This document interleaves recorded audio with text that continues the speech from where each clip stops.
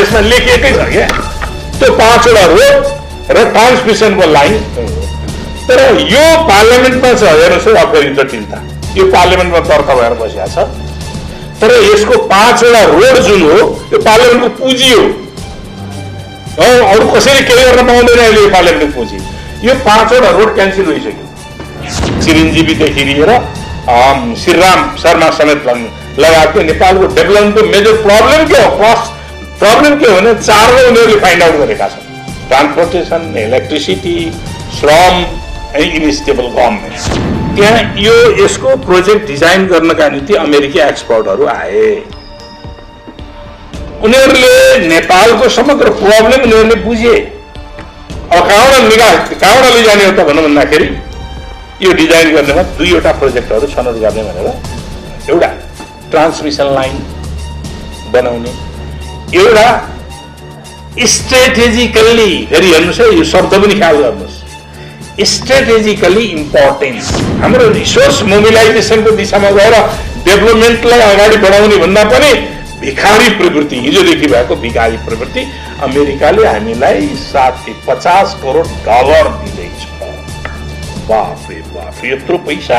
यो अमेरिकी रक्षा मन्त्रालय पेन्टागनले निकालेको दस्तावेज, इन्डो पेसिफिक स्ट्राटेजी रिपोर्ट भन्ने पेन्टागनले निकालेको छ। त्यस कारणले गर्दाखेरि मैले यी दस्तावेजका आधारबाट मात्रै मैले यो कुराहरू भनिरहेको छु र अरू यो यससँग जोडिएका यसका दस्तावेजका कुराहरू छन्। सँगसँगै त्यो 35 वटा कुराहरूको कसरी चाहिँ त्यसको इम्प्याक्ट परिरहेको छ भन्ने कुराहरू पनि छ। अब दफा सबभन्दा सुरुबाट गरौँ। दफा 2.8ले कर नलाग्ने, यो आयोजना अन्तर्गत काम गर्ने विदेशीहरूलाई कुनै पनि कर लाग्दैन, कुनै पनि कर लाग्दैन, कम्प्लिटली कर छुटिएको छ।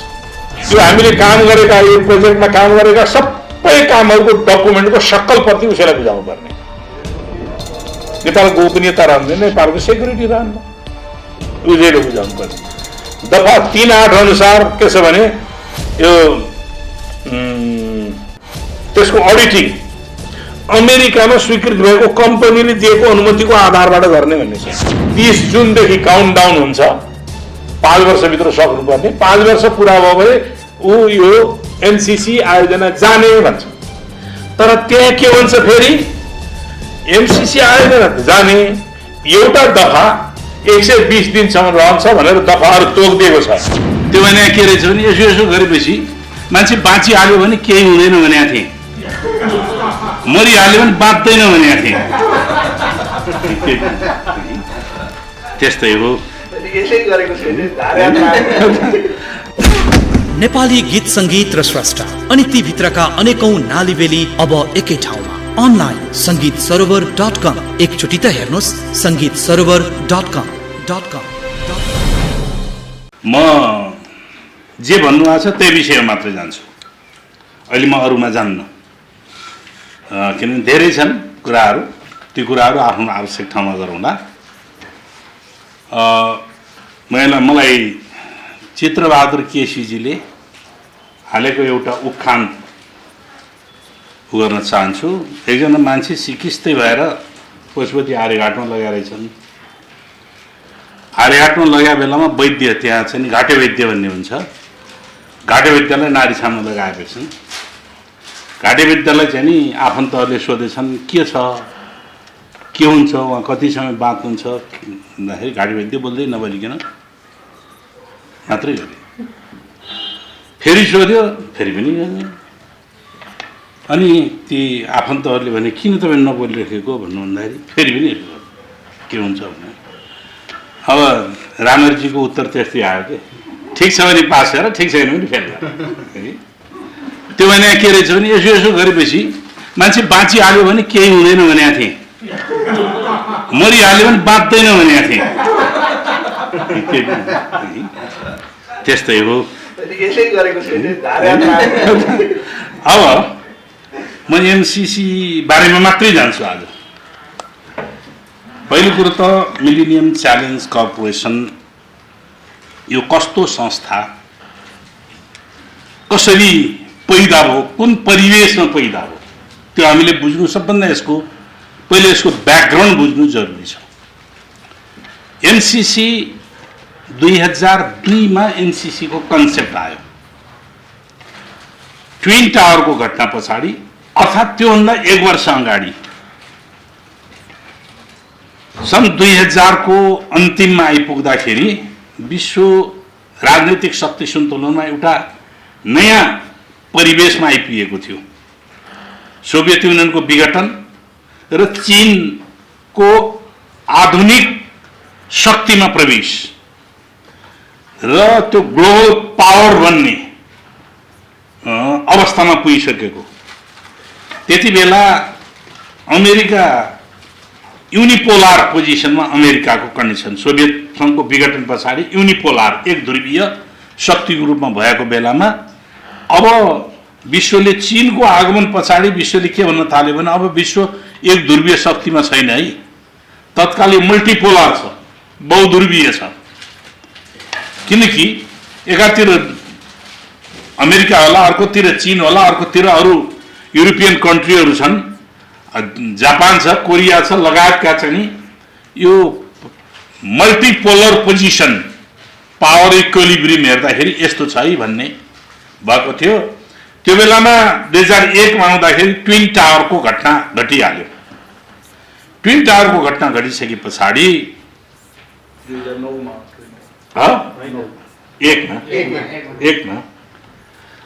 ट्विन टावर सेप्टेम्बर 11 अनि त्यो घटिसके पछाडि अमेरिकाले के भन्यो भने अमेरिकाको विरोध गर्नेहरू जम्मै संसारभरिलाई टेररिस्ट आतंकवादी भनेर संज्ञा दियो। नेपालमा जनयुद्ध चलिरहेको थियो, त्यो बेला होइन, पछि हो 2000 पछाडि हो त्यो त, त्यो होइन टावरको ट्विन टावरको घटना त अगाडि एकको हो, जनयुद्धको बेलामा चाहिँ पछि हो। अनि त्यति बेला अमेरिकाले के गर्यो भन्दाखेरि अमेरिकाको विरोध गर्नेहरू आतंककारी हुन् भन्न भन्यो ट्विन टावरको घटना पछाडि। अब अमेरिकाले आफ्नो फरेन पोलिसी सम्बन्धमा केही नयाँ आयामहरूको सुरुवात गर्न थाल्यो, नयाँ परिभाषा दिन थाल्यो।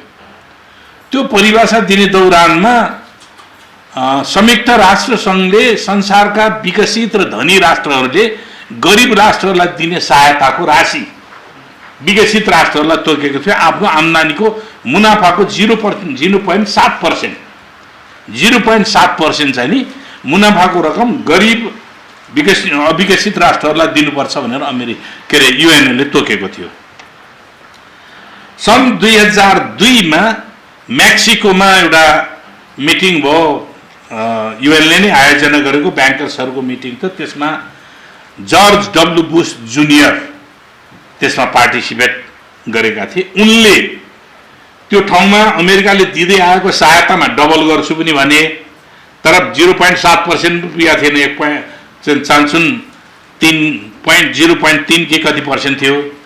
र सँगसँगै के भयो त भन्दाखेरि उनले अब अमेरिकाले विश्वमा दिने सहायतालाई एउटा नयाँ परिभाषा गर्छ भनेर उनले त्यो नयाँ परिभाषामा के गर्थ्यो त भन्दाखेरि अमेरिकाको सुरक्षा रणनीतिलाई मध्यनजर गरेर दिने।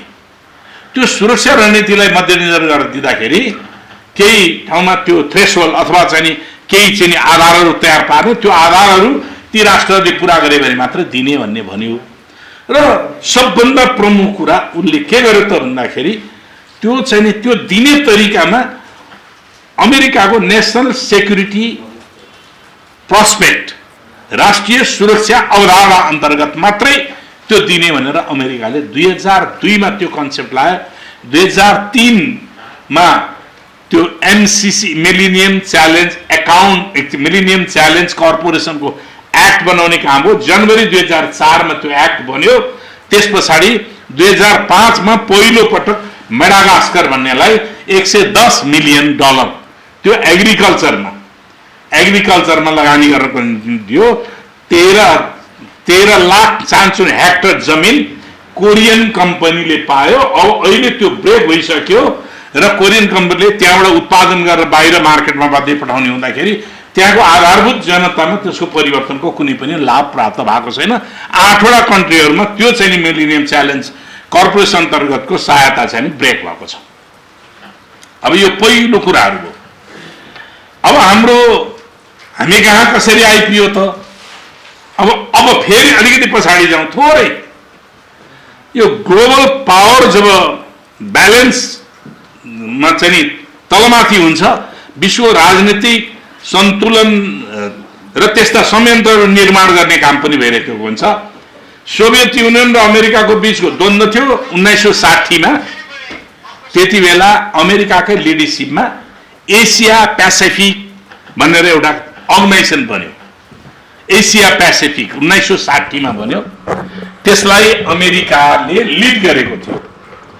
त्यो खास गरिकन एसिया र पेसिफिक ओसनका वरिपरिका कन्ट्रीहरू र समाजवाद विरुद्धमा ती कन्ट्रीहरूलाई प्रयोग गर्ने र तिनीहरूलाई व्यापारिक फ्री ट्रेडका नाममा उनीहरूलाई एकीकृत गर्ने काम भइरहेको थियो अमेरिकाको लिडरसिपमा। अब यो भयो सन् 1967 मा आएर आसियान, फेरि दक्षिण पूर्वी एसियामा आसियान भन्ने संस्था बनेको छ। त्यो आसियान चीनको समाजवादको उदय पछाडि आसियान भन्ने संस्था बनेको छ। म अहिले धेरै त्योतिर व्याख्या गर्न जाँदैन। यसरी त्यो ग्लोबल पावरमा आफ्नो अनुकूलतामा त्यस्ता संरचनाहरू निर्माण गरेर जाने काम भएको छ। सोभियत युनियनको विघटन 1969 मा भएर चीनमा खुल्ला नीति आइसके पछाडि 69 मा के अरे 79 मा चीनमा खुल्ला नीति आयो। खुल्ला नीति आइसकेपछि चीनको आर्थिक विकास तीव्र ढङ्गले बढिरहेको देखा पर्यो र प्रविधिको विकासमा पनि चीनले प्रविधि आयात गरेर आफ्नै मुलुकमा त्यसलाई प्रविधि ट्रान्सफर गरेर धेरै तीव्र ढङ्गले अगाडि गएको देखिसके पछाडि अनि ग्लोबल पावरहरूको बीचमा अब कसरी जाने त भन्ने कुराहरूको एउटा ठुलो सरगर्मी भएको छ। 2000 मा पुगिसकेपछि अब यसलाई चाहिँ अर्को एस्पेक्टमा लैजानुपर्छ भन्ने कुराहरू भएको थियो। अब यो 2008 मा आएर अब हेर्नुहोस् है, 5 देखि सहायता दिन थालियो MCC मिलेनियम च्यालेन्ज कर्पोरेसन। अब यो नाम किन राखियो त भन्दाखेरि मिलेनियम भनेको 2000 कटिसके पछाडि हिजो सरकार G2G पनि गर्थ्यो र USAID मार्फत गैर सरकारी संस्था, अन्तर्राष्ट्रिय गैर सरकारी संस्था बनाएर पनि लागू गर्ने गरेको थियो। यसमा चाहिँ के गर्ने भन्दाखेरि सरकारले नै संरचना बनाउने, तर सरकार भन्दा अलिकति फरक ढङ्गको एउटा निगम जस्तो बनाएर त्यस मार्फत सरकारले पनि त्यसलाई कसले चलाउने त भन्दाखेरि डाइरेक्टली रक्षा मन्त्रालयले चलाउने। किन? यो सेक्युरिटीको सुरक्षा, अमेरिकाको सुरक्षा मामलासँग जोडिएको कारणले यसलाई रक्षा मन्त्रालयले चलाउने भनेर रक्षा मन्त्रालयको मातहतमा सञ्चालन गर्ने भनेर त्यो MCC बन्यो। अब यो MCC बन्यो सन् 2008 मा आइसकेपछि नेपालमा शान्ति प्रक्रिया अगाडि बढिसकेपछि अब उनीहरूले सहायता दिने कुराहरूमा क्याटेगोराइज गर्ने। क्याटेगोरी गर्दाखेरि 3टा क्याटेगोरी गरेर देखिन्छ। हेर्नुहोस् है, एउटा गरिब विकासशील मुलुकहरू, दोस्रो द्वन्द्वबाट भर्खर निस्केका ट्रान्सफर्मेसनको सङ्कल्प कालमा गुज्रिरहेका, तेस्रो रणनैतिक रूपले अमेरिकाका निम्ति हितकर अमेरिकाको फेभरमा रहेका मुलुकहरू जस्तो इजरायल, इजिप्ट जस्ता मुलुकहरू, केही मुलुकहरू छन् जसलाई रणनैतिक रूपले अमेरिकाका निम्ति हितकर बनिरहेका, जापान, साउथ कोरिया, यस्ता मुलुकहरू छन् जहाँ स्ट्रेटेजिक महत्त्वको चाहिँ अमेरिकाका निम्ति महत्त्वको काम गरिरहेका छन्। ती मुलुकहरूलाई सहायता दिने भनेर त्यो चिज बनायो। त्यो बनाइसकेपछि सन् 2008 मा अब हाम्रो मुलुकमा शान्ति प्रक्रिया आइसकेपछि शान्ति प्रक्रिया नेपालमा अब यी तपाईँले भनेको म के अरे खतिवडाजीले भनेको कुराहरू यहाँ 7-8 मिनिस्टर, प्राइम मिनिस्टरहरू जोडिनु भएको छ। नजोडिएको होइन, म कुराहरू प्रश्न छ। को हुनुहुनेछ? झलनाथजीको पालामा सुरु भएको छ। झलनाथजी, केपीजी, प्रचण्ड, माधव, बाबुराम, खिलराज, शेरबहादुर, सुशील, फेरि केपी, 9 जना। अब यो भएको छ कुन भने शेरबहादुरजीको पालामा सम्झौता भएको छ। अहिले आएर केपीजी हुनुहुन्छ। अब संयोग काङ्ग्रेसले नै गरेका छ। काङ्ग्रेसले 2टा विवादित यही चरणमा आउँदाखेरि एउटा अप्पर कर्णाली पनि ज्ञानेन्द्रजीले नै गर्नु आएको छ। फेरि सही ज्ञानबहादुर कार्कीकै पालामा त्यो अप्पर कर्णाली कुनै एग्रिमेन्ट आएको छ। आज अप्पर कर्णाली पनि अक्करमा परेको छ। अनि ठिक छ।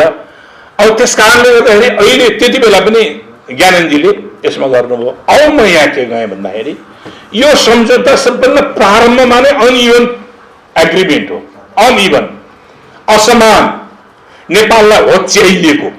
कसरी? नेपालको तर्फबाट मन्त्री, अमेरिकाको तर्फबाट उपसचिव या सहसचिव, प्रोटोकलमा होला जोनाथन जी नास भन्ने, त्यो एमसीसी को कार्यकारी, त्यो कार्यवाहक चाहिँ प्रमुखको रूपमा रहेका हुन्। उनको बीचमा प्रारम्भमा नै एउटा ठुलो देशले अर्को सानो देशलाई होच्याएर एउटा कर्मचारीलाई सही गर्न लगाएर त्यसको त्यो कर्मचारीले सही गरेको कुरा नेपालले एउटा सभरेन कन्ट्रीले मान्नुपर्ने बाध्यात्मक स्थिति पारेको त्यो अनइभन एग्रिमेन्ट हो। अब यो ट्रिटी भनियो फेरि अर्को, यो treaty is not a treaty हो, ट्रिटी होइन, यो सन्धि होइन, यो के हो भन्दाखेरि करार सम्झौता हो, कन्ट्र्याक्ट एग्रिमेन्ट। ट्रिटीले अन्तर्राष्ट्रिय कानुन, ट्रिटीका निम्ति अन्तर्राष्ट्रिय कानुन आकर्षित हुन्छ, करार सम्झौताले अन्तर्राष्ट्रिय कानुन आकर्षित हुँदैन। डोमेस्टिक लको, अमेरिकाको डोमेस्टिक लले जति अनुमति दिन्छ, नेपालको डोमेस्टिक लले जति अनुमति दिन्छ, त्यसमा चाहिँ नि एग्रिमेन्ट हुन्छ करार सम्झौताहरूमा। यो ट्रिटी होइन, करार सम्झौता हो। तर हामीलाई यो सम्झौतामा यो चाहिँ नि सम्झौतामा चाहिँ नि के भनिदियो त भन्दाखेरि यो पार्लियामेन्टमा प्रस्तुत भएको सम्झौतामा 6.4 यसको दफा 6.4ले यो अन्तर्राष्ट्रिय कानुनको मातहतमा भएको सम्झौता हो भनेर भनिदियो। किन भन्न पुग्यो त भन्दाखेरि पर्पसली राखिएको छ, यो उद्देश्यमूलक ढङ्गले राखिएको छ। त्यस कारणले गर्दाखेरि यो उद्देश्यमूलक किन राखियो त भन्दाखेरि यसका जतिपय प्रावधानहरू छन् जो नेपालको हितमा छैनन्, ती प्रावधानहरूलाई नेपालले मान्नुपर्ने बाध्यता गराउनका निम्ति यसलाई सम्झौतामा नै त्यो उल्लेख गरियो कि यो अन्तर्राष्ट्रिय कानुनको मातहतमा रहेको सम्झौता हो भनेर भनियो। यो अनइभन ट्रिटी त्यस कारणले भनेको छ।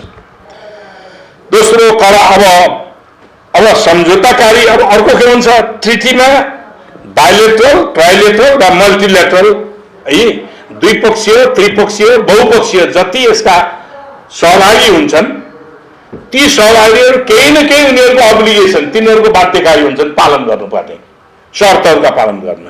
यो चाहिँ के छ त भने युनिल्याटरल, एक पक्षीय बाध्यकारी छ, अमेरिकाले बाध्य गराउने मात्रै छ। अमेरिकासँग भएको छ, अमेरिकाले नेपाललाई बाध्य गराउने एक पक्षीय छ।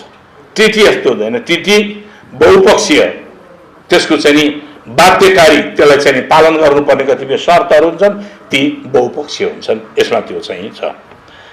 अब अर्को त्यसैले यो ट्रिटीलाई मैले के भने प्रारम्भमा नै के भने यो अनइभन एग्रिमेन्ट हो, जुन एग्रिमेन्टलाई सम्झौतामा नै के उल्लेख गरिदियो भने यो अन्तर्राष्ट्रिय कानुन यसमा आकर्षित हुन्छ भनेर बल जति भनियो।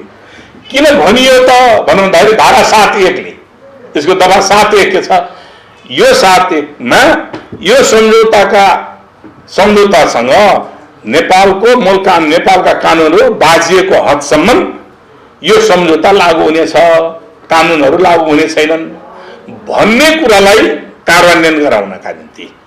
त्यो कार्यान्वयन गर्ने कानुनहरू कतिवटा हुन्छन्, 4वटा हुन्छन्, याद गर्नुहोस्।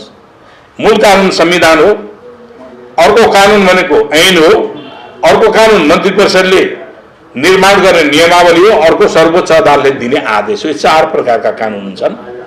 यो 4वटै कानुनलाई सुपरसिड गर्छ, यिनीहरूभन्दा माथि भयो। यो मैले भन्नु पर्दैन, मैले यो दस्तावेज बाहेक एउटा अक्षर पनि अहिले बाहिरबाट भन्दैन। यो दस्तावेजका कोड गरेका कुराहरूलाई मैले दस्तावेज भित्रैबाट भन्छु। योभन्दा अगाडिको मेरो पोलिटिकल एनालिसिस हो, त्यो एनालिसिस पनि डकुमेन्टमा आधारित भएर मैले भनिराखेको छु, राजनैतिक विश्लेषण। त्यस कारणले यो चाहिँ नि हाम्रो अनइभन एग्रिमेन्टभित्र, असमान सम्झौताभित्र मुलुकलाई बाँध्नका निम्ति त्यो गरिएको छ। यो मुलुकलाई बाँध्न किन गरियो त? किन यो कुराहरू राख्नु पर्ने किन छ त? हो यहीँनिर हो। अब सबभन्दा यो ग्लोबल पोलिटिक्सको सेन्टर एसिया बन्दैछ। अब भूमण्डलीय राजनीतिको केन्द्र, भूमण्डलीय आर्थिक अर्थव्यवस्थाको केन्द्र, भूमण्डलीय द्वन्द्वको केन्द्र, भूमण्डलीय व्यापारको केन्द्र, भूमण्डलीय शक्तिको केन्द्र अबको चरणमा एसिया बन्दैछ। 19औं शताब्दी युरोपको शताब्दी, 20औं शताब्दी अमेरिकाको शताब्दी, 21औं शताब्दी एसियाको शताब्दी छ। त्यसमा पनि सबभन्दा ठुलो पावर के हो त भन्दाखेरि अहिले अमेरिका भन्दा इमर्जिङ पावरको रूपमा चीन बनेर आएको छ। कोभिड-19 को म्यानेजमेन्टले नै चीनको क्षमताको बारेमा प्रदर्शन गरिसकेको, अमेरिकाको बेहाल भइरहेको छ अहिले, जसले संसारको सबभन्दा डेमोक्रेटिक कन्ट्री बन्यो, जो एकाउन्टेबल जनताप्रतिको उत्तरदायी बन्यो, त्यो आफै त्यो मुलुक आज तबाह भएको छ, बेलायत तबाह भएको छ। जो अलिकति लोकतन्त्रका नाममा अराजकता अभ्यास गरेर त्यति मुलुकहरू तबाह भएका छन्। ब्राजिल आज तबाह भइरहेको छ भने चीनले आफ्नो म्यानेज गरिसके मात्रै होइन, त्यस पछाडिपट्टिको इकोनोमीलाई व्यवस्थापन गरेर अहिले संसारभरि कोभिड-19 का विरुद्ध त्यसको प्रतिरक्षा र त्यसको निदानका निम्ति आवश्यक पर्ने लजिस्टिकहरू सप्लाई गर्नका निम्ति झन्डै 100वटा कन्ट्रीभन्दा बढ्ता कन्ट्रीमा उसले चाहिँ नि त्यो लजिस्टिकहरू सप्लाई गरिरहेको स्थिति छ। मैले यस कारणले चीनको बारेमा चाहिँ नि बढी कुरा गरेको होइन कि अबको global position, global power, global politics, global उसको पोजिसन कता जाँदैछ त यो कोभिड-19 पछाडि भन्ने सन्दर्भमा पनि मैले यी कुराहरू गरेँ। जसले अलिकति सोशलिस्ट प्याटर्नलाई पक्रेको छ, जस्तो जर्मनले व्यवस्थापन गरेको छ केही हदसम्म। जर्मनमा धेरै मरेनन् मान्छेहरू, केही हदसम्म त्यहाँको राज्य संयन्त्रले त्यो कुरालाई व्यवस्थित गर्यो। केही सोशलिस्टिक प्याटर्नबाट त्यसलाई म्यानेजमेन्ट गरिरहेको छ भने अब जसले फ्रिडम उदार लोकतन्त्रको पक्षमा, उदार अर्थव्यवस्थाको पक्षमा वकालत गरेका थिए, ती मुलुकहरू आज तबाह भइरहेका छन् त्यसलाई म्यानेज गर्न नसक्दाखेरिको स्थितिमा। अब यो हो, अब किन यसो गरिँदैछ नेपालमा भन्ने कुराहरूको सबभन्दा अझ महत्त्वपूर्ण पहुँच। नेपालमा 2009बाट यसको बारेमा चर्चा सुरु हो। नेपाललाई सहायता दिनु पर्यो। नेपाल एउटा युद्धबाट संक्रमण, शान्तिपूर्ण संक्रमण कालमा आइरहेको छ, त्यो नेपाललाई सहायता दिनु पर्यो भन्ने कुराहरू उठिसके पछाडि यो नसोच्नु होला नेपालीहरू आफैले त्यो डिजाइन गरेर त्यो सहायता मागेका हुन् भन्ने सोच्नु होला। यो डिजाइन गर्ने, यो प्रोजेक्टहरूको डिजाइन गर्ने अमेरिकन टेक्नोक्र्याट छन् र यसको डिजाइन गर्नका निम्ति बस्ने नेपालीहरू वर्ल्ड ब्याङ्कका रिक्रुटेड मान्छेहरू छन्। विश्व अर्थव्यवस्थामा उदार लोकतन्त्रको, उदार पुँजीवादको वकालत गर्दै उदार अर्थव्यवस्थाको वकालत गर्ने मान्छेहरू नै छन्। नेपालका समस्याहरूको अध्ययन गर्ने, नेपालमा डेभलपमेन्ट किन हुन सकेन भन्ने समस्याको अध्ययन गर्नेमा लेफ्ट राइट दुइटै छन्। चिरञ्जीवीदेखि लिएर श्रीराम शर्मा समेत लगायतले नेपालको डेभलपमेन्टको मेजर प्रब्लम के हो, प्रब्लम के हो भने चारवटा उनीहरूले फाइन्ड आउट गरेका छन्।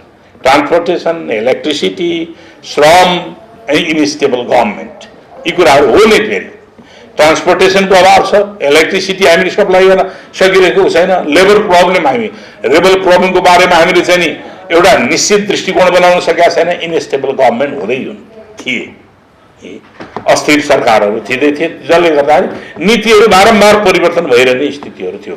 त्यसको चाहिँ फाइन्डिङ ठिक छ, त्यसको एप्लिकेसन निदान चाहिँ ठिक भएन। निदान किन ठिक भएन भन्दाखेरि निदान केबाट खोजियो त भन्दाखेरि निदान उदार पुँजीवादी लोकतन्त्रको बाटोबाट खोजियो, जुन कन्स्टिट्युसनको एगेन्स्टमा छ, हाम्रो संविधानको विरुद्धमा छ। अहिलेको संविधान हो, त्यति बेलाको संविधान, यो सम्झौता हुँदाखेरि त्यो संविधान बनेको थिएन, के अरे सम्झौताले यो डिजाइन गर्दाखेरि संविधान बनिसकेका थिएन। फेरि पनि के हो त भन्दाखेरि त्यो चाहिँ त्यसको निदान संविधान बनिसकेपछि एग्रिमेन्ट भएको छ, बनिसके पछाडिको एग्रिमेन्ट हो। त्यस कारणले गर्दाखेरि यो के हो त भन्दाखेरि हाम्रो कन्स्टिट्युसनको एगेन्स्टमा आएको छ। हाम्रो कन्स्टिट्युसनले के भन्छ, समाजवाद उन्मुख समाज निर्माण गर्ने भन्छ। समाजवाद उन्मुख समाज निर्माण गर्ने भनेको त सोसाइटीलाई अपलिफ्ट गर्ने हो, क्यापिटलिस्टहरू पुँजीपतिहरू जन्माउने होइन, नेसनल क्यापिटल राष्ट्रिय पुँजीको विकास गर्ने हो, इन्डिभिजुअल क्यापिटलिजमको चाहिँ विकास गर्ने होइन समाजवाद समाज निर्माण गर्ने भनेको। मैले यहीका तर्कहरूलाई अरू मैले के पनि गरेको छैन बाहिरबाट। यो दस्तावेजमा के छन्, दस्तावेजसँग जोडिएका विचारहरू के छन्, त्यसलाई आधारित गरेर मैले कुराहरूको विश्लेषण गरिरहेको छु। त्यसैले अब यी कार्यक्रमहरू कार्यान्वयन गर्ने सन्दर्भमा अब के हुन् त भनेर भन्दाखेरि यसको डाइमेन्सन हेर्दाखेरि अनि अब यो डिजाइन गर्ने सन्दर्भमा हाम्रो के डिजाइन गरिएको छ त यो प्रोजेक्ट एमसिसीसँगको एग्रिमेन्टको सन्दर्भमा अहिले भने अनिबन्ध मैले अनिक्वल तपाईँ भनिसकेँ के डिजाइन गरियो त भन्दाखेरि त्यहाँ यसको प्रोजेक्ट डिजाइन गर्नका निम्ति अमेरिकी एक्सपर्टहरू आए। उनीहरूले नेपालको समग्र प्रब्लम उनीहरूले बुझे। अब कहाँबाट लैजाने हो त भनौँ भन्दाखेरि यो डिजाइन गर्नेमा दुईवटा प्रोजेक्टहरू छनौट गर्ने भनेर एउटा ट्रान्समिसन लाइन बनाउने, एउटा स्ट्रेटेजिकल्ली, फेरि हेर्नुहोस् है यो शब्द पनि ख्याल गर्नुहोस्, स्ट्रेटेजिकल्ली इम्पोर्टेन्स भएका सडकको विस्तार, 5वटा सडकको विस्तार, लप्सेफेटेदेखि नुवाकोट रातामाटे, रातामाटेबाट हेटोडा, फेरि रातामाटेबाट दमोली, दमोनीबाट पाल्पाको डाँडा हुँदै बुटवलबाट बोर्डरबाट गोरखपुरसम्मको 400 केबी को ट्रान्समिसन लाइन नेपालमा 400 केबी को नेपालमा 305 किलोमिटर नेपालमा अनि बाँकी 120 किलोमिटर जति इन्डियामा त्यो डिजाइन भयो। अब यो किन आइसोलेटेड फर्ममा यही मेरो हो समस्या। हाम्रो नेसनल ग्रिड के छ त पूर्व पश्चिम राजमार्गलाई आधारित गरेर 132 केबी को पूर्व पश्चिम राजमार्गलाई आधारित गरेर हाम्रो ग्रिड छ। नेसनल राष्ट्रिय प्रसारण लाइन उत्पादन भएका बिजुली जति त्यहाँ ल्याएर त्यहाँ के अरे जम्मा गरेर अनि डिस्ट्रिब्युसन गरिन्छ। अहिले विद्युत प्राधिकरण हामी विद्युत पनि उत्पादन गर्दैछौँ बढी। अबको हाम्रो लक्ष्य पनि के छ त भन्दाखेरि लगभग 10 वर्षमा 15,000 मेगावाट बिजुली उत्पादन गर्ने भन्ने लक्ष्य पनि हामीले बनाएका छौँ। त्यसो भइसके पछाडि हाम्रा केही विद्युत उत्पादन गर्नका निम्ति पनि तयारी भएर बसेका छन्, केही पाइपलाइनमा छन्, केही पनि राखेका छन्। त्यसो हुँदाखेरि हाम्रो विद्युत इभ्याकुएसन भन्छ क्या, विद्युत उत्पादन गरेर नेसनल ग्रिडमा हाल्नेलाई इलेक्ट्रिसिटी इभ्याकुएसन भन्न भनिन्छ। त्यो गर्नका निम्ति ट्रान्समिसन लाइनको विस्तार गर्ने भनेर अपग्रेड गर्ने भनेर अहिले दोबी ढल्केवर त्यो कार्यक्रम करिब अन्तिम चरणमा पुग्दैछ।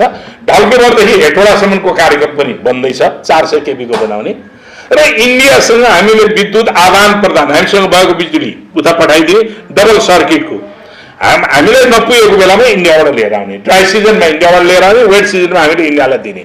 डिमान्ड उता बढी हुन्छ वेट सिजनमा अथवा गर्मीको बेलामा। आजभोलि इन्डियामा डिमान्ड बढिरहन्छ, हिउँदमा हामी कहाँ डिमान्ड बढी हुन्छ। यसरी हामी कहाँ बिजुली बढी भएको बेलामा उता पठाउँछौँ।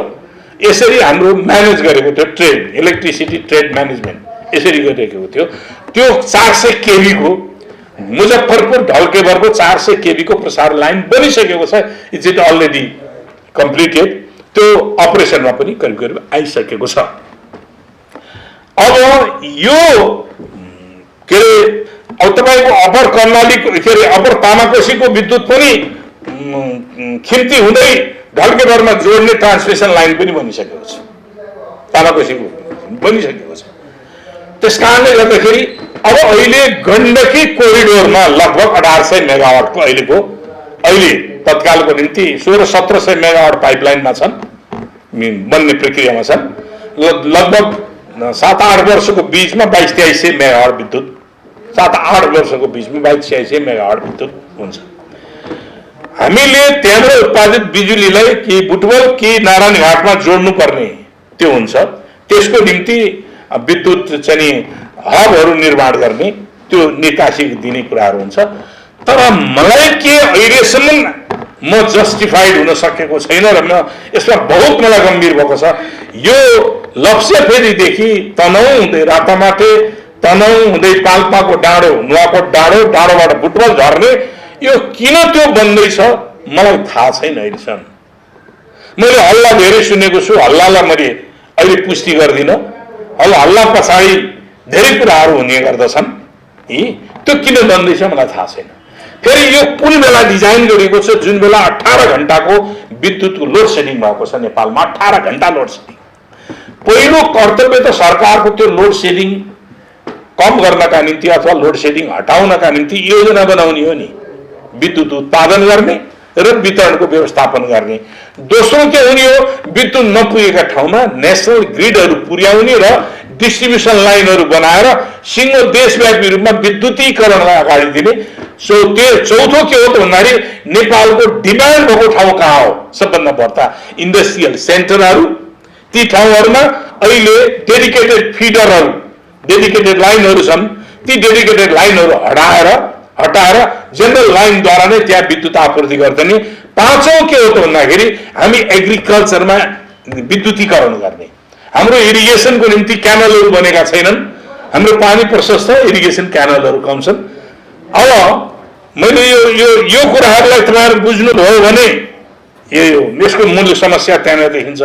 अरू हामी अहिले नै हामीले एग्रिकल्चरमा विद्युत हामीले चाहिँ खपत गर्ने हो भने लगभग 5 देखि 700 मेगावाट विद्युत एग्रिकल्चरमा जान्छ। बोरिङ, डिप बोरिङबाट पानी तानेर इरिगेसन गर्नका निम्ति त्यसले एग्रिकल्चर प्रोडक्सनमा धेरै बुम आइरहेको छ। अब हामीले इरिगेसनलाई चाहिँ नि अर्को के हो त भन्दाखेरि लिफ्ट इरिगेसनहरू हुन्छन्। यी लिफ्ट इरिगेसन गर्ने, नदीबाट पानी निकालेर तानेर कुलोमा हालेर चाहिँ नि पानी चलाउने हो। जबसम्म हामीले बाँध बनाउन सक्दैनौँ, इन्टेक बनाउन सक्दैनौँ, त्यस स्थितिमा हुन्छ। त्यो कुराहरू गर्नुपर्ने, त्यसरी विद्युत खपत विस्तार गर्नुपर्ने। यति बेला हामीले निर्यात गर्ने, विद्युत निर्यात गरेर धनी हुन्छौँ भन्ने त्यो जतिको महामूर्ख अरू कोही पनि होइन।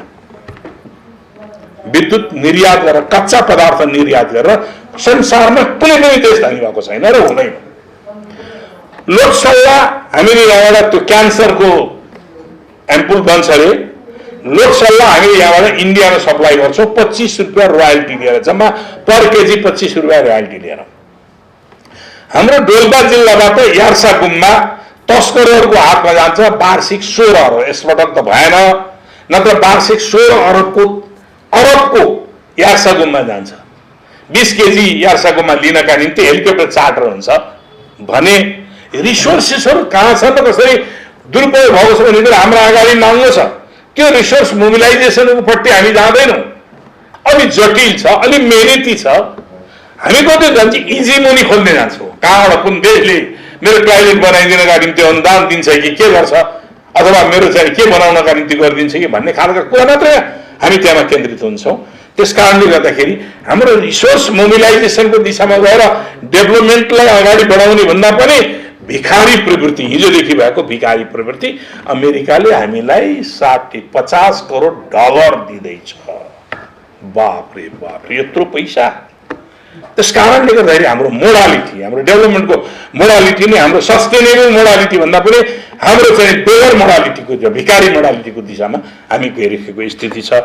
अब यो कारणले गर्दाखेरि यो ट्रान्समिसन लाइन जुन बनाउने, जुन मेन फोकस हो, एनसीसी को मेन फोकस ट्रान्समिसन हो। अब दोस्रो के थियो त भन्दाखेरि त्यो अहिले जस्टिफाइड हुन सकेको छैन, त्यसको बारेमा हुन। दोस्रो 5वटा रोड यहाँलाई थाहा छ, 4 आलीदेखि फिदिमसम्म त्यो रोड विस्तार गर्ने, धरानदेखि धनकुटा चित्रेसम्मको रोड विस्तार गर्ने, अनि कदमादेखि गाईघाटसम्मको रोड विस्तार गर्ने, हेटोडादेखि भीमपेटीसम्मको रोड विस्तार गर्ने र उता तुलसीपुर, अमेलिया तुलसीपुरसम्मको रोड विस्तार गर्ने। 5वटा यसमा लेखिएकै छ क्या, त्यो 5वटा रोड र ट्रान्समिसनको लाइन हो। तर यो पार्लियामेन्टमा छ, हेर्नुहोस् है फेरि जटिलता। यो पार्लियामेन्टमा दर्ता भएर बसिएको छ, तर यसको 5वटा रोड जुन हो यो पार्लियामेन्टको पुँजी हो। अरू कसैले केही गर्न पाउँदैन अहिले यो पार्लियामेन्टको पुँजी। यो 5वटा रोड क्यान्सिल भइसक्यो।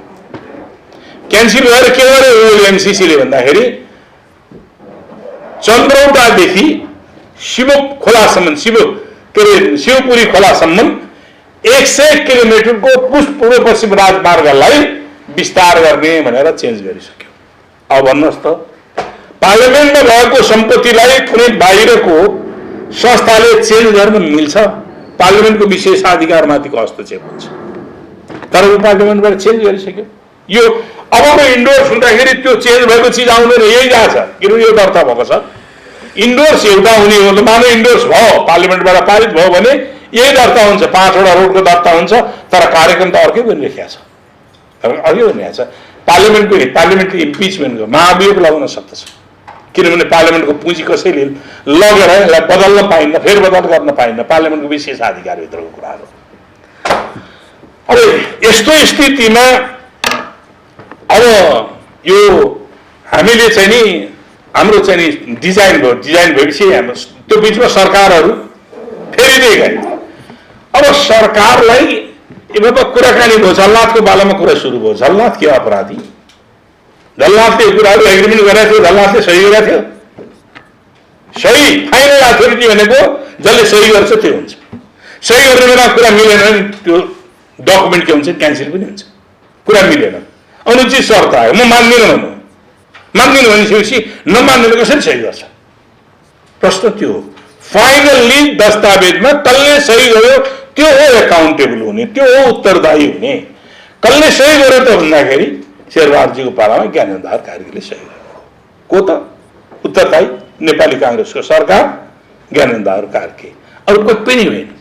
वार्ताका दौरानमा भयो, वार्ता प्रक्रियामा भयो होला नि, थुप्रै छलफलहरू भयो, थुप्रै कुराहरू भयो, थुप्रै वर्कसपहरू भयो होला, थुप्रै मिटिङहरू भयो होला, थुप्रै विचारहरू आयो होला, त्यो कुराहरू अलग कुराहरू। तर यो फाइनल्ली नेपाली काङ्ग्रेसको नेतृत्वको सरकारको बेला ज्ञानेन्द्र कार्कीजीले सही गर्नुभयो। कोसँग गएर? अघि नै मैले भने जोनाथनजी नास भनेको एनजिओ प्रकारको चाहिँ नि संरचनासँग गएर त्यसको कार्यभार प्रमुखसँग गएर सही गर्नुभयो र यो एग्रिमेन्ट भयो। अब ग्लोबल पावरको कम्पिटिसन यहाँनिर आउँछ। 2017मा सही हो। हामीले भनेका छौँ अहिले यो आइपिएस इन्डो पेसिफिक स्ट्रेटेजीको मातहतमा आयो। आइपिएस कहिले आएको? 2017मा सेप्टेम्बरमा यो सही भएको छ। सेप्टेम्बर, अक्टोबर, नोभेम्बरमा चाहिँ आइपिएस आएको छ। आइपिएस पनि कुन बेला? ट्रम्प जापान गए, जापानबाट भियतनाम आए बेलामा चाहिँ नि उनले आइपिएसको त्यसलाई फर्मल रूप दिएका छन्। 4वटा कन्ट्री मिलेर आइपिएस गठन गरेका छन्। इन्डो पेसिफिक स्ट्राटेजी अन्तर्गतका जापान, अमेरिका, जापान, भारत र अस्ट्रेलिया 4वटा मिलेर गरेका छन्। त्यो आइपिएस फेरि त्यही मात्रै हो त? आइपिएस त्यति बेला मात्रै जन्म्या हो त? आइपिएसलाई अमेरिकाले, आइपिएसले अगाडि सारेको अवधारणालाई आइपिएसले अमेरिकाले एडप्ट गर्यो। आफ्नो नेसनल सेक्युरिटीसँग एसिया पेसिफिकमा हुने आफ्नो इन्ट्रेस्टलाई सर्भ गर्नका निम्ति अमेरिकी सरकारले आइपिएसलाई एडप्ट गर्यो। त्योभन्दा अगाडि के थिए? एसिया पेसिफिक थियो। त्योभन्दा अगाडि के थियो? सँगसँगै के थियो? आसियान थियो। आसियान दक्षिण पूर्वी एसियामा अहिले पनि छ, एक्टिभ छ, तर इकोनोमिक कोअपरेसन मात्रै छ। यो एसिया पेसिफिक पनि के हो? त्यति बेला शीत युद्धको बेलामा बनेको थियो। शीत युद्धको लागि त्यो चाहिँ नि त्यसले सेक्युरिटी सैन्य गतिविधिलाई भन्दा भरभर कुराहरूलाई मात्रै त्यसले बढी प्राथमिकता दिएको थियो। यो आइपिएस दुईटै उद्देश्यलाई बनेको छ, सैन्य र गैर सैन्य। सैन्य एसिया पेसिफिक अन्तर्गतका यसका मुलुकहरूका सैन्य शक्ति जो अमेरिकासँग निकट छन् उनीहरूलाई मजबुतीकरण गर्ने र अमेरिका फर्स्ट भन्ने नीति लागू गर्नका निम्ति जे पर्छ त्यसमा उनीहरू अलर्ट हुने, जे गर्नुपर्छ त्यसमा। मैले यो कुरा मेरो मुखबाट भने होइन, यो मेरो डकुमेन्ट अमेरिकन सरकारको डकुमेन्ट हो। त्यो इन्डो पेसिफिक स्ट्रेटेजी सम्बन्धी, अमेरिकाको सुरक्षा रणनीति सम्बन्धी मसँग यही पनि छन् दस्तावेजहरू। ती दस्तावेजहरू हेर्ने तपाईँहरूसँग हेर्नुहोस्। यो इन्डो पेसिफिक एडभान्सिङ सेयर्ड भर्सन यो ट्रम्पले नै सही गरेको दस्तावेज छ। यो होइन, अर्को छ ट्रम्पले सही गरेको, यहीँ मसँग नेसनल सेक्युरिटी स्ट्राटेजी भनेको ट्रम्पले सही गरेको दस्तावेज छ। यो सही ट्रम्पको हो। अब त्यस्तै गरिकन यो एग्रिमेन्ट, यो इम्प्लिमेन्टेसन, यो कार्यान्वयन गर्नका निम्ति बनेको सम्झौता हो। यसमा इन्क्लुड गरिएको छैन, समावेश गरिएको छैन। यो अमेरिकी रक्षा मन्त्रालय पेन्टागनले निकालेको दस्तावेज इन्डो पेसिफिक स्ट्राटेजी रिपोर्ट भन्ने पेन्टागनले निकालेको छ है। त्यस कारणले गर्दाखेरि मैले यी दस्तावेजका आधारबाट मात्रै मैले यी कुराहरू भनिरहेका छु र अरू यो यससँग जोडिएका यसका दस्तावेजका कुराहरू छन्। त्यसैले यो चाहिँ नि 2008बाट 2009बाट सुरु भयो, 12मा नेपाललाई दिने सहायता दिने भन्ने हो। अनि नेपालका निम्ति के गरेको छ भने एउटा चाहिँ क्राइटेरिया बनाएको छ के, यहाँ 20-20 भन्छन् होइन, 22वटा छन्।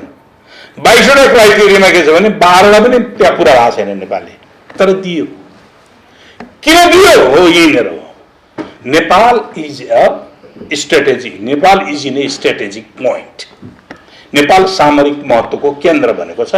एसियाको राजनीति नियन्त्रण गर्नको निम्ति उत्तरपट्टि चीन, दक्षिणपट्टि ठुलो भारत, त्यसमा यी दुईटा ठाउँहरूको बीचमा नेपाललाई सामरिक महत्त्वको केन्द्रको रूपमा प्रयोग गर्नका निम्ति अब मैले अलिकति अगाडि तपाईँहरूलाई फेरि लगेँ। यो अमेरिकन डिजाइन कहिलेदेखिको होइन। 2030 सालमा खम्पा विद्रोह भयो। नेपालको उत्तरी बोर्डरमा खम्पाहरू बसे। उनीहरू तिब्बतबाट भागेर आएका, तिब्बतका विरुद्धमा, चीनका विरुद्धमा उनीहरूले हतियारबन्द लडाइँ गर्ने भनेर योजना बनाए, विद्रोह गर्ने भनेर योजना बनाए।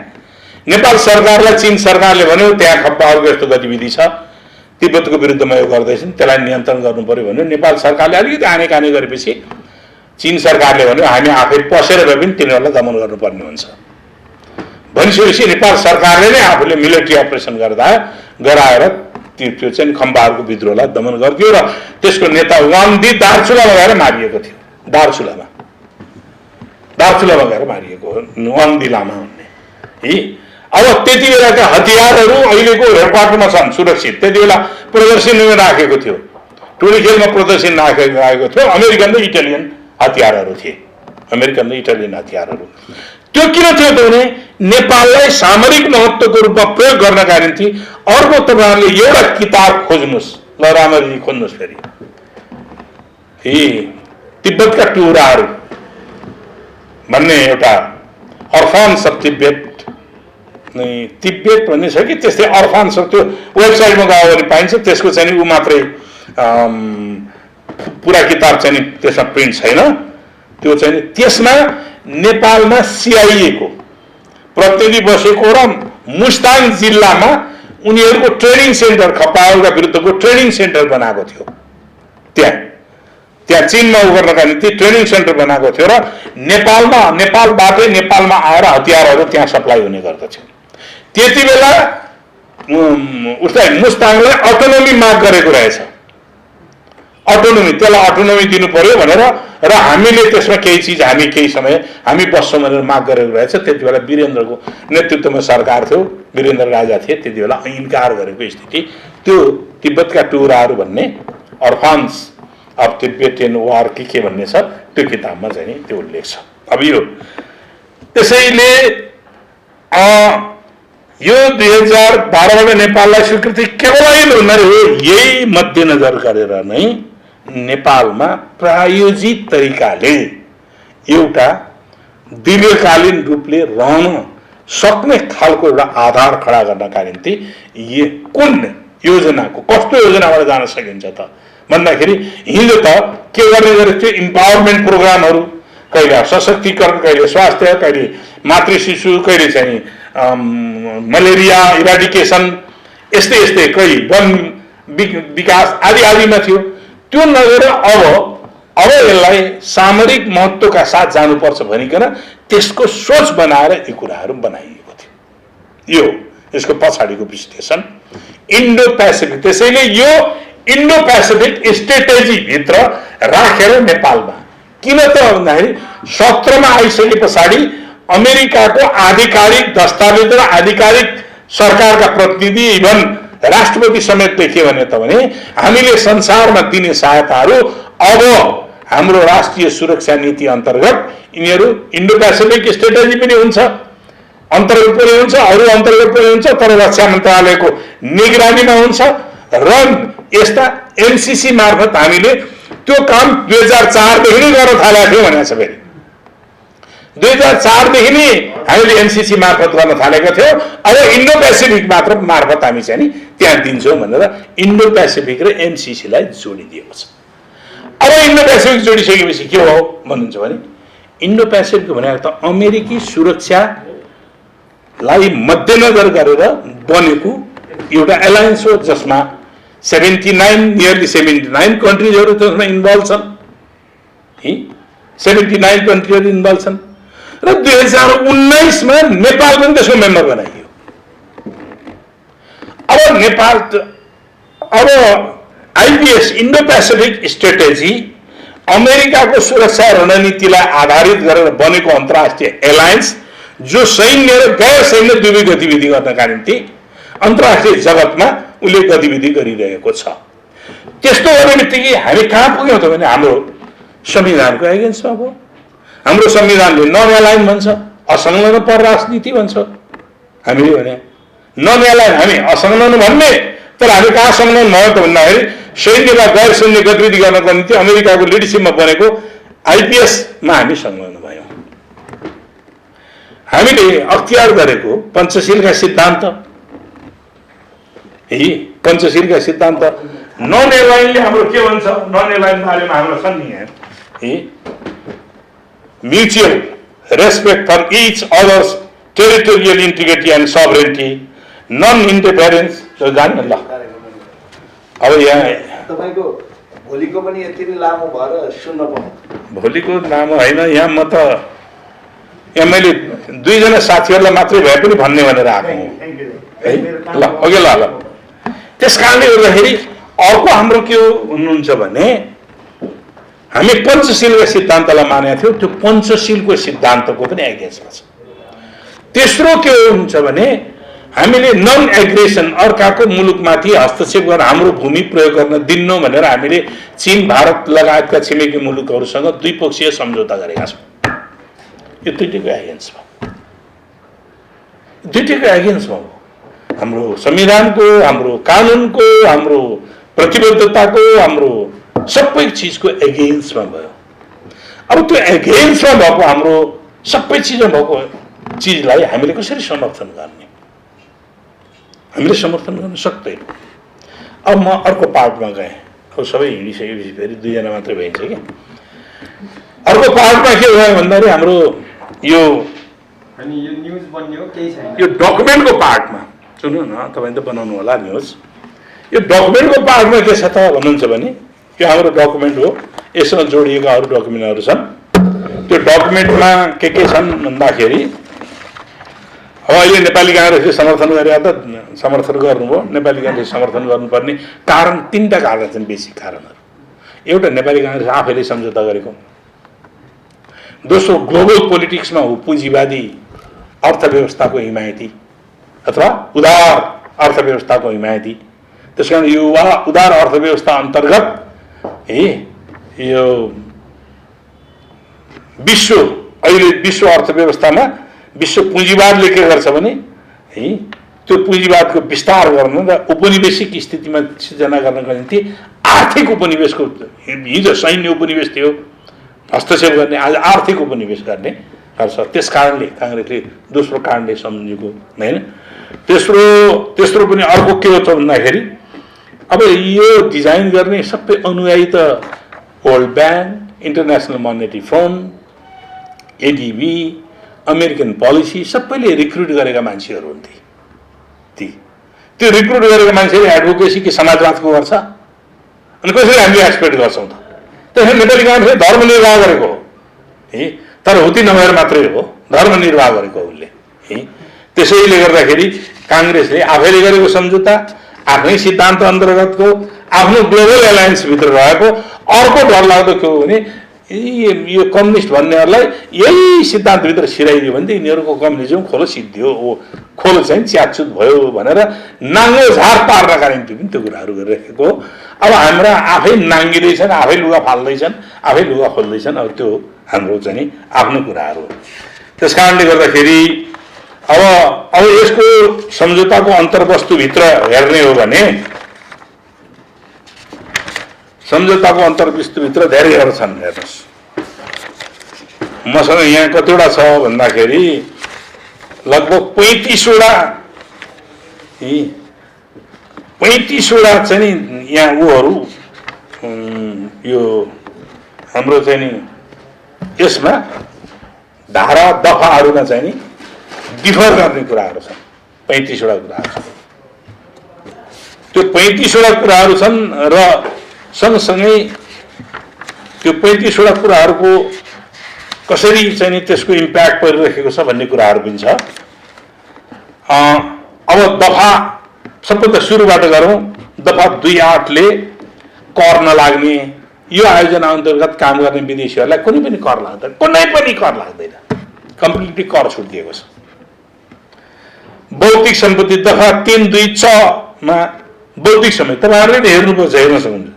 3(2)(6) मा बौद्धिक सम्पत्ति, त्यो प्रोजेक्ट गरे बापत प्राप्त हुने अनुभव ज्ञान जसलाई बौद्धिक सम्पत्ति हुन्छ, त्यो त्यसमा प्याटेन्ट राइट नेपालको हुनुपर्ने, किनभने नेपालमा काम गरिन्छ। तर त्यो नगरेर हामीले के दिएका छौँ भने यही सम्झौता अन्तर्गत दफा 3(2)(6) अनुसार एमसिसीलाई दिएका छौँ सबै अधिकार। त्यस्तै गरिकन दफा सम्झौताको दफा 3(7) क अनुसार अब यो हामीले काम गरेका, यो प्रोजेक्टमा काम गरेका सबै कामहरूको डकुमेन्टको सक्कल प्रति उसैलाई बुझाउनु पर्ने। नेपालको गोपनीयता रहँदैन, नेपालको सेक्युरिटी रहन्न, उजैले बुझाउनु पर्ने। दफा 3(8) अनुसार के छ भने यो त्यसको अडिटिङ अमेरिकामा स्वीकृत भएको कम्पनीले दिएको अनुमतिको आधारबाट गर्ने भन्ने छ।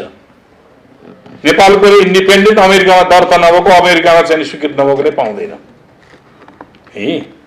अब त्यो छ। अर्को दफा 5(1) मा के छ भने यसलाई 30 दिनको सूचना दिएर दुवैले खारिज गर्न सक्ने, बन्द गर्न सक्ने भन्ने छ। त्यसमा थप एमसिसीलाई के दियो भने 30 दिनको सूचना दिएर गर्ने, आधा वा पुरा, फेरि उसलाई आधा पनि गर्न सक्ने, पुरा पनि गर्न सक्ने भनेर दिएको छ। त्यसो गर्दा के हुन्छ भन्दाखेरि हामीलाई बोझ पर्छ, किनभने हामीले पनि 13 करोड डलर हामीले पनि हाल्दैछौँ, पूर्वाधार निर्माणमा हाल्दैछौँ। हालिको खर्च भइरहेको छ अहिले।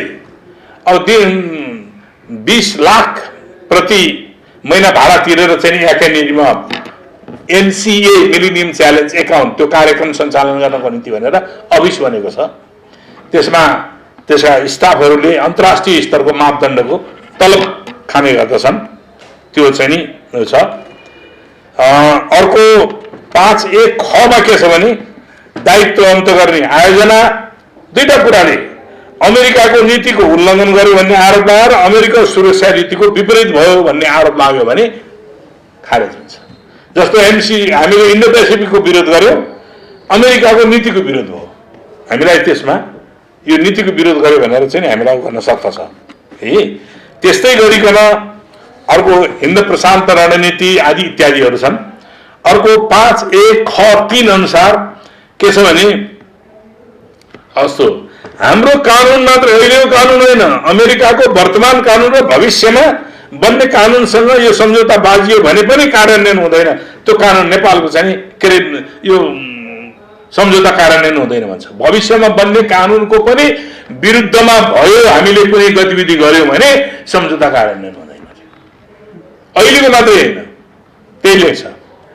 संयुक्त राज्य अमेरिकाको विद्यमान वा भविष्यमा बन्ने कानुनको प्रतिकूल कार्य वा उल्लङ्घन भए दायित्वबाट अन्त गर्ने, निलम्बन गर्न सक्ने व्यवहार छ। अहिलेको मात्रै होइन, भविष्यमा बन्ने कानुनको हामीले प्रोजेक्ट सञ्चालन गर्यौँ, काम सुरु भयो, अमेरिकाले भविष्यमा अर्को कानुन बनायो, जुन कानुन हामीले विरोध गर्यौँ भने यो प्रोजेक्ट अन्त्य गर्छ। त्यस्तो छ। त्यस्तै सम्झौताको दफा 5(1) ख 4 अनुसार है अमेरिकाको सुरक्षा हित विपरीत क्रियाकलाप भएको सम्झौता दायित्व अन्त्य, त्यो पनि हित विपरीत भयो भने पनि त्यो पनि खारेज गर्ने। त्यस्तै गरिकन दफा 5(3) सम्झौताको शर्त विपरीत कुनै प्रयोजन आएमा, संहिताको शर्त विपरीत यो आयोजना प्रयोजन आएमा अथवा यो आयोजनालाई अमेरिकाको चाहिँ हित विपरीत गर्ने भनेर खर्च गरियो भने त स्वाभाविक हो, किनभने आफ्नै विरोध गर्नको निम्ति कसरी दिँदैन है। त्यो कुरा त ठिकै हो, तर खर्च विपरीत के हाम्रो हित विपरीत भयो भनेर त पुष्टि त गर्नु पर्यो नि त। त्यो पुष्टि नगरिकन खारिज गर्ने व्यवस्था छ। सम्झौताको 5(5) अनुसार के छ भन्दाखेरि यो त 5 वर्षको टर्म हो भनेर भन्छन् नि। 5 वर्षको त यो निर्माण काल 5 वर्ष,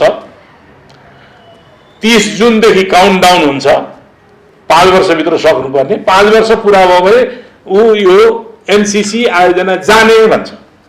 तर त्यहाँ के भन्छ फेरि, एमसीसी आयोजना त जाने, एउटा दफा 120 दिनसम्म रहन्छ भनेर दफाहरू तोकिदिएको छ।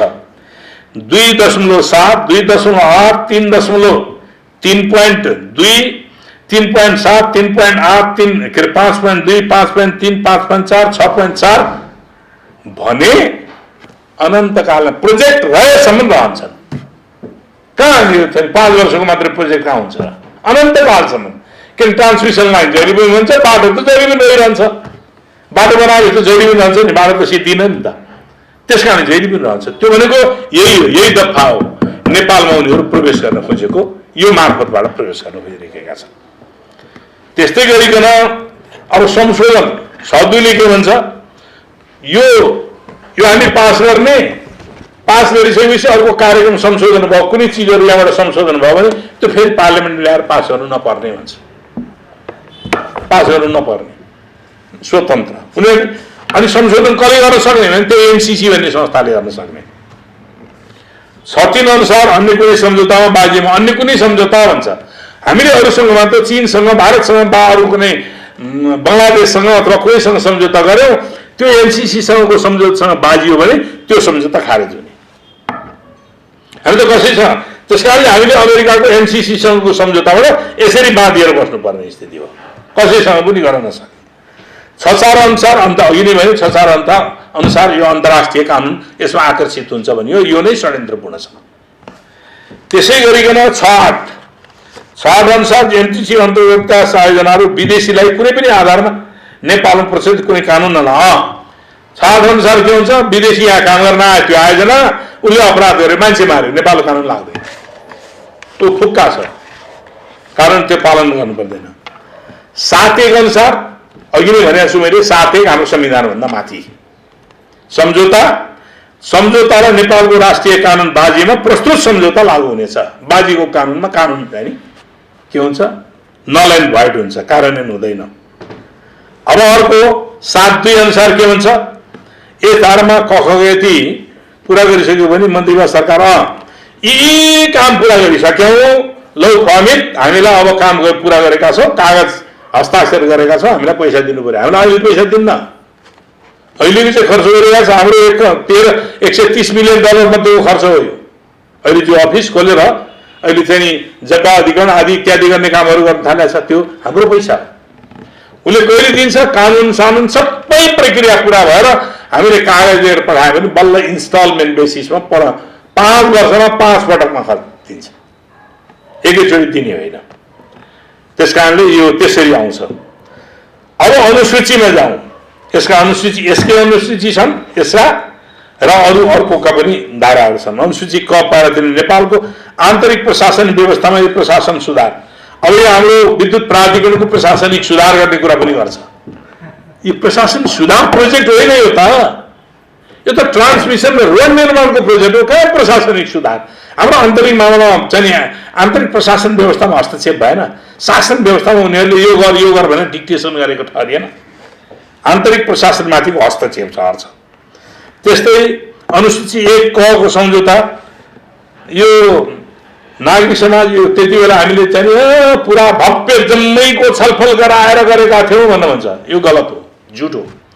म त्यति बेलाको प्रभावशाली पार्टी नेकपा माओवादीको, तात्कालीन नेकपा माओवादीको ऊर्जा विभागको प्रमुख हो, मलाई पनि थाहा छैन, कमसेकम मलाई त थाहा हुनुपर्छ नि, ऊर्जा विभागको प्रमुख हैसियतले मैले त थाहा पाउनु पऱ्यो नि। कसैले त मलाई कसैले पनि भनेको छैन, अरू मान्छे कोही पनि आएको छैन। अब कोसँग छलफल गरेर त उनीहरूले त्यो एउटा त्यति बेलाको रुलिङ पार्टी पनि बनेको छ, त्यति बेलाको प्रमुख पार्टी हो, जसका एजेन्डाले मुलुक अगाडि बढिरहेको छ, त्यो पार्टीकोले थाहा छैन। अनि कोसँग छलफल गरे त? उनीहरू आफू बिचमा त्यही पुँजीवादी सरकारभित्र उनीहरू छलफल गरे, पास गरे, हिँडे। त्यसमा त्यो हो। त्यस्तै गरी अनुसूचित सम्झौताको पृष्ठ 19 को के हुनु, गठन गरे सम्झौतामा राखिनु। यो इआरसी भन्ने त्यो एउटा इन्स्ट्रुमेन्ट गठन गर्ने, एउटा संरचना गठन गर्ने छ। त्यो गठन गर्ने कुरा त त्यो कसले गर्ने हो त भन्दाखेरि एमसीसीले होइन सरकारले गठन गर्नुपर्ने, तर एनसीसीले गठन एमसीसीको स्वीकृतिमा मात्रै गठन गर्ने त्यो सम्झौतामा उल्लेख गरिएको छ। त्यो गर्नु नपर्ने आन्तरिक व्यवस्थामा हस्तक्षेप हो। अनुसूचित पृष्ठ अब यो लाभग्राहीको कुरा छ क्या, लाभग्राही के भन्छ हेर्नुहोस् है, यहाँ एउटा दफाले नेपालले कतिले फाइदा उठाउँछन् भने यो आयोजना सम्पन्न हुने बेलासम्म नेपालको पपुलेसन 3 करोड 15 लाख पुग्नेछ। 3 करोड 15 लाख मध्ये कतिले फाइदा उठाउँछन्? 2 करोड 30 लाख जनताले फाइदा उठाउनेछन् भनेर लेखा छ। यो कहाँको त? लप्सेफेदीबाट, रातामाटाबाट हेटोडा, अनि तनहुँबाट बुटवल। अब यो गण्डकी कोरिडोरमा 13वटा जिल्ला पर्छन्, 3टा जिल्ला अरूले छोएको छ। 13, 14, 15, 16 जिल्लामा 2 करोड 30 लाख जनसङ्ख्या छ भने बाँकी 85 लाख जनसङ्ख्या बाँकी सिङ्गो देशभरि 85 लाख जनसङ्ख्या मात्रै होला। यो झुट कुराहरू लेखेको छ, किन तथ्याङ्कमा भ्रम पार्ने के यतिकामा फाइदा हुने रहेछ भनेर चाहिँ देखाइदिनका निम्ति। अब लाभग्राहीको कुरा पनि त्यस्तै छ। त्यस्तै गरेर के छ भने अब हामी नयाँ संविधान निर्माण गरिसकेपछि हाम्रो समाज व्यवस्थालाई अगाडि बढाउनका निम्ति संविधान अनुसार समावेशीकरणको कुराहरू गरिराखेका छौँ। उनी के भन्छ, यही सम्झौतामा तैँले यो प्रोजेक्टभित्र काम गर्ने बेलामा लैङ्गिक समावेशीकरण गर है भनेर हामीलाई निर्देशन दिन्छ। यो भनेको हाम्रो समाज व्यवस्थामाथिको हस्तक्षेप। नेपाली गीत सङ्गीत र स्रष्टा अनि ती भित्रका अनेकौं नालीबेली अब एकै ठाउँमा। अनलाइन संगीत सरोवर .com। एकचोटि त हेर्नुहोस् संगीत सरोवर .com।